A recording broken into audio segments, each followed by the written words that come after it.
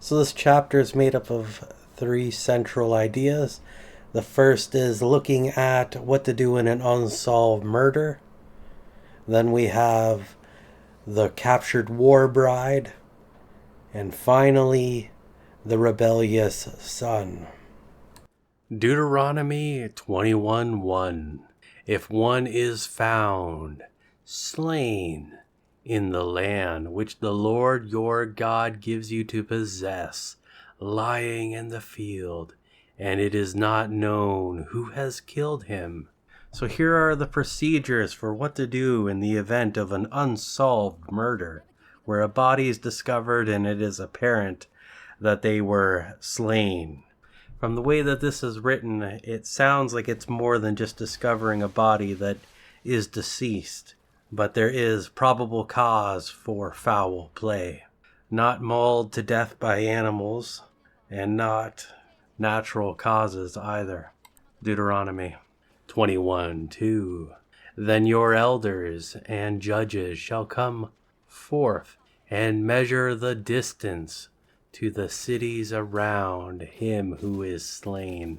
So step one, if it is not apparent, they need to determine what the nearest city is to determine who has jurisdiction. So the elders and the judges measure the distance to see what is the closest city. I wonder if it's like this because smaller towns and maybe really small cities didn't have the facilities to deal with this situation, to deal with this blood that has been spilled. Deuteronomy 21:3. And the city which is nearest to the slain man, the elders of that city shall take a heifer which has never been worked, never pulled in the yoke. So after they determine who has the jurisdiction when it comes to this person here that is found slain, then they prepare this heifer. This heifer is a special heifer in that it is one that has never been worked. And they are going to use this heifer to deal with the spilled blood that has no answer. Deuteronomy 21:4. And the elders of that city shall bring the heifer down to a valley with running water, which is neither plowed nor sown, and shall break the heifer's neck there in the valley. We have seen different procedures for what to do when it comes to a death. In the case of a unintended death or homicide, the person that was the killer, they can run to the city of refuge and they can find sanctuary and avoid being slain for the killing. But if it is a premeditated murder, an intentional murder, one with enmity, then that person will receive the death penalty and the people of the city or the town or whatever will throw stones at them till they die. But here we have someone who has been killed and we don't know who the killer is. But the blood is still crying out from the ground. So we have the solution here with this heifer being the substitute. The heifer is taken down into the valley, a valley that's not farmed or worked. And there's a river there, and they break the neck of the heifer and allow it to take the place of whoever the murderer was or the killer was. We don't really know what the circumstances were. Maybe it was intentional, maybe it wasn't. It's hard to say. Deuteronomy 21:5. And the priests, the sons of Levi, shall come near, for the Lord your God has chosen them to minister to him and to bless in the name and presence of the Lord. And by their word shall every controversy and every assault be settled. So the elders, they have their procedure they need to follow, and they do the best that they can. But it doesn't completely resolve the situation. So they need to wait till the priests come by, and then they can explain what it is that happened, what it is that they did, and how they looked after it, so that if there's any more controversy or anything more that needs to be done, the priest can direct them in that direction. So if everything goes all to plan, the priests look at this, they see the heifer, they're like, okay, good. And then they can put their stamp of approval on this and they can bless them in the name of the Lord, and this kind of resolves this controversy, and the matter is finished. To a certain extent, the elders of the city here, they are responsible, and it's not till this is all looked after that they are relieved of that responsibility. There certainly is a level of due diligence required to try to find who the killer is, who the victim is, and what exactly happened. Deuteronomy 21:6. And all the elders of that city nearest to the slain man shall wash their hands over the heifer whose neck was broken in the valley. 21:7. And they shall testify, our hands have not shed this blood, neither have our eyes seen it. So this is a continuation on the ritual here, that they are ceremonially washing their hands of this event, cleansing themselves from the responsibility that they had. Deuteronomy 21:8. Forgive, O Lord, your people, Israel, whom you have redeemed, and do not allow the shedding of innocent blood to be charged to your people, Israel, and the guilt of blood shall be forgiven them. 21:9. So shall you purge the guilt of the innocent blood from among you, when you do what is right in the sight of the Lord. So we have this whole procedure here to look after this, so that there's no guilt on the people or the land after this murder has taken place. If there was any witnesses, it would have been nice if they came forth, but maybe they didn't, or nobody saw what happened, or maybe the killer is long gone. Doesn't matter. They now have a procedure for what to do in the event that this transpires, in such a way that the Lord won't be angry with them, that he knows that they tried their best to deal with the situation. They may not have been able to catch the killer, but they were able to make things right with the Lord. Deuteronomy 21:10. When you go forth to battle against your enemies, and the Lord your God has given them into your hands, and you carry them away captive. 21:11. And you see among the captives a beautiful woman, and desire her, that you may have her as your wife. Now we have a section for how to deal with prisoners of war. More specifically, when one has the desire to marry one of the captives. Deuteronomy 21:12. Then you shall bring her home to your house, and she shall shave her head and pare her nails, in purification from heathenism. The process for marrying one of these captives is quite extensive.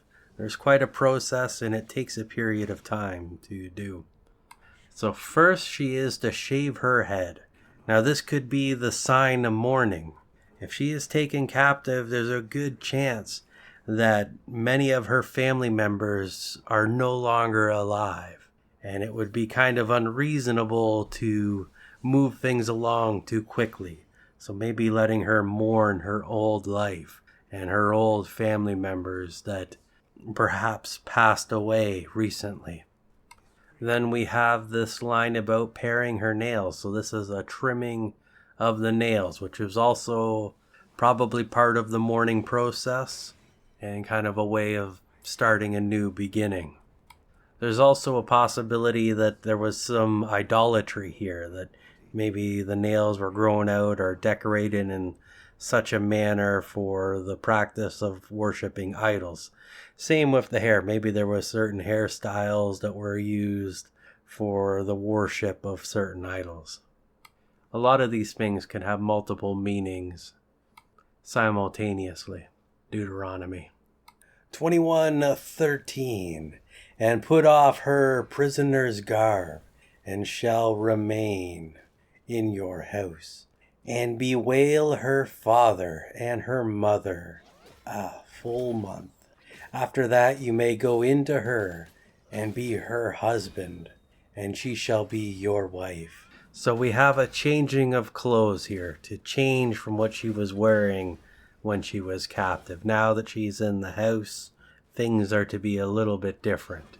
And we see that there is a full month here before anything happens. And perhaps she's mourning for her parents because they are dead, or her family members due to their untimely demise. Or perhaps it's just a separation, that they're still alive, but she is now separated from them entirely. That this is her new life, and she has nothing to do with her old life, and is not going to do anything with her old family anymore. She is dead to them, and the relationship is broken. So after this month is over, then the relation is to continue, and then they can be married. Deuteronomy 21:14. And if you have no delight in her, then you shall let her go, absolutely free. You shall not sell her at all for money. You shall not deal with her as a slave or a servant, because you have humbled her.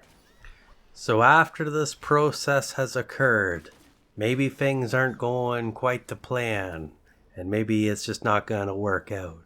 In that case, there can be the divorce or the separation, that he can free her from the bonds of the marriage. Or maybe he didn't end up marrying her to begin with. They got there, they were all ready to go, and then it just didn't work out, whatever the case might be.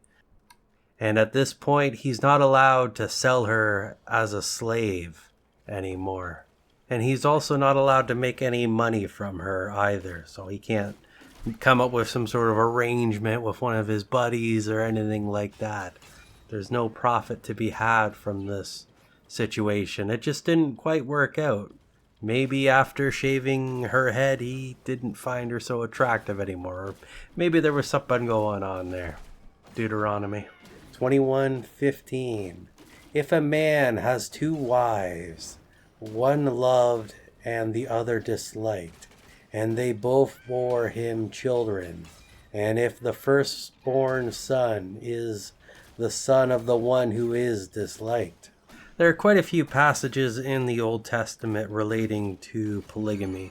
There's even some in the New Testament as well, more or less saying that it's a terrible idea and it never works out.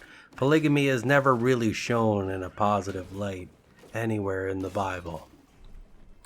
And we have the exact reason right here, that the man will love one wife but hate the other, or puts one so much above the other one that it probably feels like she's hated even if she isn't. So it just is not a good situation. Deuteronomy 21:16. Then on the day when he wills his possessions to his sons, he shall not put the firstborn of his loved wife in place of the actual firstborn of the disliked wife, her firstborn being older. The firstborn was very important to the Israelites, and inheritance was very important to them as well. And I'm sure that every mother wants their firstborn to have the inheritance. But here we have a clause here, a system set in place to protect the firstborn in the event that the man does not like the wife, that he's not able to discriminate based on who gave birth to his child. Or at least discriminate in this aspect. Deuteronomy 21:17. But he shall acknowledge the son of the disliked as the firstborn, by giving him a double portion of all that he has. For he was the first issue of his strength. The right of the firstborn is his. So he is required to give this firstborn a double portion. And if he doesn't do this, well, it's written into law. So the son will be able to, I guess, take the estate to court to get his portion if it is not provided for him. And I wonder if this is like a minimum standard or if it can be exceeded as well. If he wanted to give even more to the firstborn, or if this was just kind of the official amount. to make it so that all the sons would get a portion. Deuteronomy 21:18. If a man has a stubborn and rebellious son who will not obey the voice of his father or his mother, and though they chasten him, will not listen to them. So here we have the section dealing with how to deal with a rebellious son. Now this is one of those iconic lines or iconic sections in the Old Testament that a lot of people get really worked up and excited about. So this son, he's probably been rebellious for quite some time. As we see here, the parents, the mother and the father, have been chastising him and trying to get him to sort out his stuff, to be functional in society. But he continues to resist, and it has gotten to the point that it is quite problematic. Deuteronomy 21:19. Then his father and mother shall take hold of him and bring him out to the elders of his city at the gate of the place where he lives. So this son here, his rebellion is so great that they are not able to deal with it internally, within the family. They need external help. So they bring this son to the elders to see what they will do about this, to get help when it comes to looking after their son. Deuteronomy 21:20.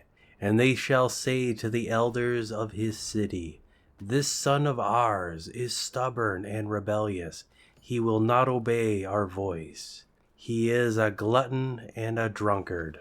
As we recall before, there needs to be more than one witness.